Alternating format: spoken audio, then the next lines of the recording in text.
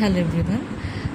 আজকে একটা ইম্পর্ট্যান্ট বিষয় নিয়ে কথা বলতে চাচ্ছি। সেটা হচ্ছে কি, বেশ কিছু সময় ধরে আমি শুনতে পাচ্ছি, দেখতে পাচ্ছি, ফ্রেন্ড সার্কেল হোক, কালিগ হোক, আশপাশের আদার পিপলরা যারা নিউ জব খুঁজছেন, এক্সপিরিয়েন্সড যারা স্পেশালি, হয়তো কোনো কারণে তারা কুইট করেছেন জব, পার্সোনাল রিজনে হোক বা যে কোনো রিজনে হোক, বা ক্যারিয়ার গ্যাপ নিয়েছেন, তো তারা এখন অপরচুনিটি খুঁজছেন যে তাদের সাথে অ্যালাইন হবে, যেটা বেটার হবে যেটা।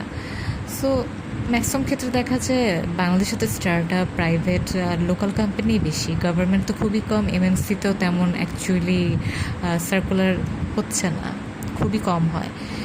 তো অ্যাপ্লাই করছে স্টার্ট আপগুলোতে। স্টার্ট আপ ফাউন্ডাররা এখন কারেন্টলি যেটা দেখা যাচ্ছে ম্যাক্সিমামই জেনজেড বা মিলেনিয়াল, অথবা হচ্ছে গিয়ে একটু আরও জুনিয়র অথবা সিনিয়র যেরকমই হোক।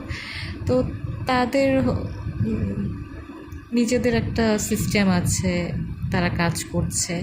তারা হচ্ছে গিয়ে ওই এক্সপেরিয়েন্সদের ঠিকই ডাকছে, first screening, second screening, third screening, fourth screening ডেকে যাচ্ছে, কিন্তু অ্যাকচুয়ালি শেষ পর্যন্ত বোঝাই যাচ্ছে তারা পিক করছে কিন্তু সেই ফ্রেশারদের, অথবা আপনাদের ইন্টারনাল কাউকে যদি আগে থেকেই হচ্ছে গিয়ে রেফারেন্স থাকে ওইভাবে, অথবা যিনি এইচআর আছেন তার সার্কেলের যদি কেউ থাকে তাকেই নেওয়া হচ্ছে। এখন প্রিভিয়াসলি দেখা যেত এক্সপিরিয়েন্স যারা, তাদেরকে আলাদা কনসিডারেশন দেওয়া হতো, কারণ obviously experience matters. But recently জিনিসটা ডিফারেন্ট হয়ে যাচ্ছে। তো অবভিয়াসলি কোম্পানির পলিসি, স্টার্ট আপের পলিসি যেমনই হোক, যেসব কোম্পানি যেভাবেই হোক, তারা তাদের পলিসি অনুযায়ী নেবেন, সেটাও তাদের রেফারেন্সেরই হোক, অথবা হচ্ছে গিয়ে ফ্রেশারই হোক, অথবা এক্সপিরিয়েন্সডই হোক। জিনিসটা যেটা আমি বলতে চাচ্ছি যে আপনারা ঠিকই জানেন যে আপনারা কাকে চাচ্ছেন।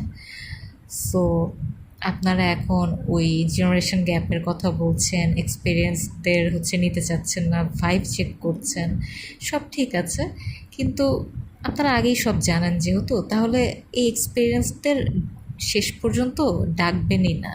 শুধু শুধু সময়টা নষ্ট করবেন না তাদের, কারণ অনেক হোপ নিয়ে সবাই জবের জন্য যায়, এবং একজন এক্সপিরিয়েন্সড পার্সনের কাছে অবভিয়াসলি একজন ফ্রেশার কাজ করতে পারবে না, এইখানে কম্প্যারিজন হয় না। সো জিনিসটা একটু কনসিডার করবেন, আর আপনাদের এইচআর টিমকেও এটা বুঝাবেন যে যদি আপনাদের শুরু থেকেই অবভিয়াসলি সব কিছু সেট করা থাকে, আপনাদের গোল, অবজেক্টিভ, এভরিথিং এইচআর খুব ভালো মতোই জানেন, তো আপনারা যখন ফ্রেশার নেবেন, সো ফ্রেশারকেই ফোকাস করবেন, যখন এক্সপিরিয়েন্সড কাউকে নেবেন এক্সপিরিয়েন্সডকে ফোকাস করবেন। আর যদি রেফারেন্সে নিতে চান তাহলে প্লিজ দয়া করে সার্কুলার ছাড়বেন না, রেফারেন্সে নিয়ে ফেলেন। Thank you.